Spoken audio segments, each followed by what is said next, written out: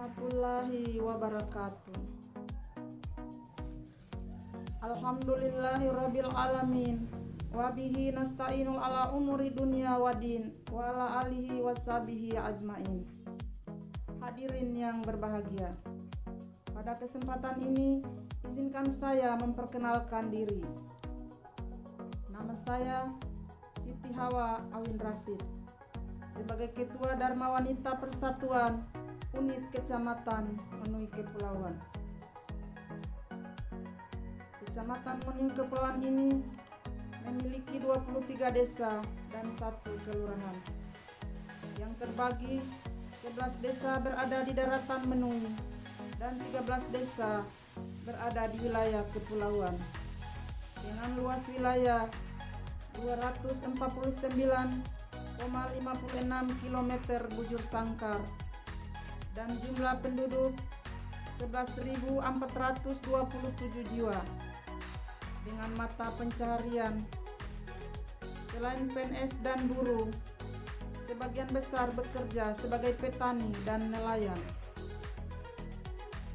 Objek wisata Kecamatan Menui Kepulauan memiliki Sombori yang sudah dikenal di mancanegara. Juga memiliki objek wisata lainnya seperti wisata Kampung Empang, Pantai Pasir Putih Ngapai Fado, Tanjung Duhaka, Pemandian Danau Rebi-Rebi, Puncak Papono, dan Pulau Koi-Koila. Hadirin yang berbahagia, puji dan syukur tak lupa kita panjatkan kehadirat Ilahi Rabbi, karena dengan izinnya kita dapat berdiri seperti sekarang ini. Salawat dan salam teriring kepada Nabiullah Muhammad SAW, semoga barokah beliau selalu bersama kita. Amin. Selanjutnya, pada kesempatan ini saya akan menyampaikan pidato dengan tema Perempuan Indonesia Inspirasi Bangsa.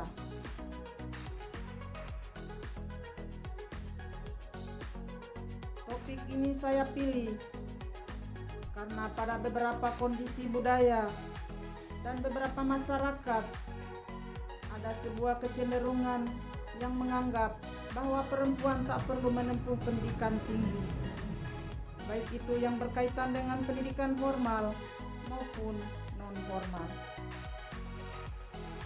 Kecenderungan ini tak dapat dipungkiri membuat perempuan mandek dalam proses belajarnya. Hari ini tentu kita mengenal sosok Raden Ajeng Kartini sebagai tokoh emansipasi wanita. Emansipasi yang diartikan sebagai pembebasan dari perbudakan atau yang lazim dipahami sebagai persamaan hak dalam berbagai aspek di kehidupan masyarakat. Barangkali perbudakan di sini merujuk pada kondisi bahwa seringkali wanita diperbudak oleh kebodohan dan diperbudak pula oleh cara pandang budaya masa lalu yang menempatkan kehidupan wanita pada kasur, sumur, dan dapur. Cara pandang ini membuat sebagian orang merasa bahwa wanita tidak perlu belajar, apalagi sampai menempuh jenjang pendidikan yang lebih tinggi dalam kehidupannya. Hadirin yang berbahagia, yang selanjutnya adalah tentang persamaan hak. Barangkali fitrah dan hak antara laki-laki dan perempuan memang berbeda, sehingga dalam keadaan apapun tidak dapat dipersamakan. Namun hak untuk menerima pendidikan adalah hak yang harus diterima baik oleh laki-laki maupun oleh perempuan, karena keduanya adalah manusia yang dianugerahi akal untuk berpikir. Pada masa sebelumnya, beberapa daerah Wanita ditempatkan pada posisi yang hanya dibutuhkan pada hal-hal tertentu. Jangankan untuk mencapai pendidikan tinggi, dalam taraf tertentu, proses belajar pun dinyatakan seberapa perlu dan bermanfaatnya. Pada waktu itu, orang lupa bahwa dari rahim perempuanlah manusia lahir, dan dari pola asuhnya generasi manusia tumbuh dan berkembang. Lalu bagaimana jika ia tidak dibekali dengan pendidikan? Kecenderungan budaya masyarakat yang tak menghendaki perempuan-perempuan berpendidikan ataupun berilmu didobrak oleh berbagai tokoh perempuan yang menghendaki pentingnya pendidikan bagi kaum perempuan.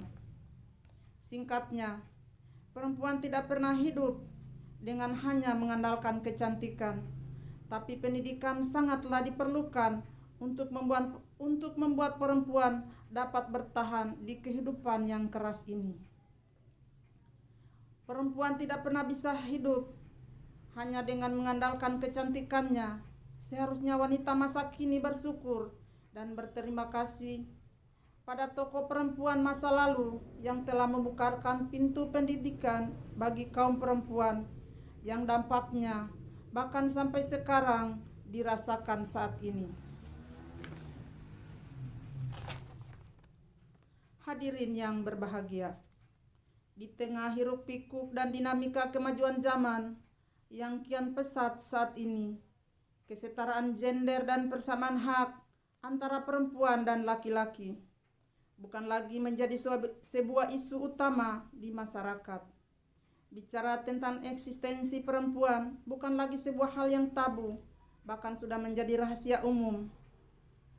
Bahkan semakin banyak perempuan-perempuan hebat yang mengukir reputasi dan menorehkan prestasi di berbagai bidang di masa sekarang.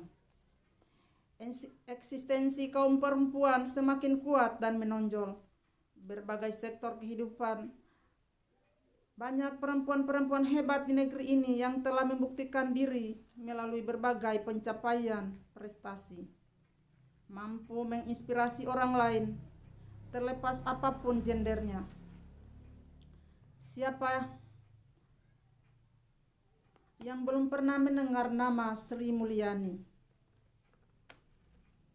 Hampir seluruh Indonesia sudah pernah mendengar namanya. Sri Mulyani Indrawati SE, MSc, PhD, adalah seorang perempuan yang menjabat sebagai Menteri Keuangan Republik Indonesia. Wanita inspirasi satu ini telah banyak menorehkan prestasi yang diakui oleh internasional, serta deretan prestasi yang lain membuat Sri Mulyani sangat pantas disebut sebagai perempuan inspirasi Indonesia. Masih banyak contoh perempuan inspirasi Indonesia. Siapa yang tak mengenal Susi Pujiastuti, mantan Menteri Kelautan dan Perikanan, yang juga pengusaha sukses ini.